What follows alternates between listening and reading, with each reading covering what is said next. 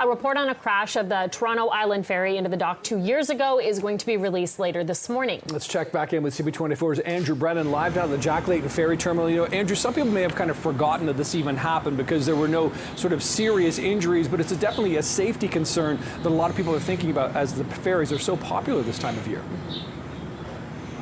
Exactly, Nick. And Courtney, just thinking as well, when you think about the amount of people that are using the ferry, thankfully this was, as much as this was serious in the respect that there was at least 12 people injured, some of those being children as well, the damage it also caused to the actual ferry terminal at the dock was also significant.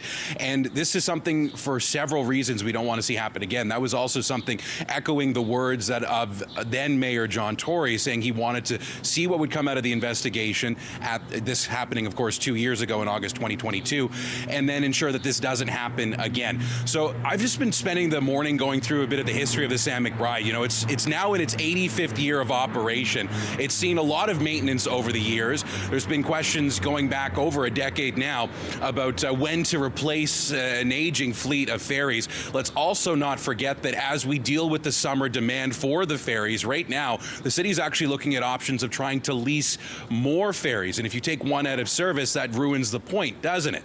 That being said, we do not know exactly what transpired on the day. We did hear from, at the time, hearing from people that were passengers aboard the Sam McBride that seemed to be potentially going too fast. That we still don't know. We're expecting to get some information from the Transportation Safety Board today around 10 o'clock after almost 2 years minus a day since this accident happened.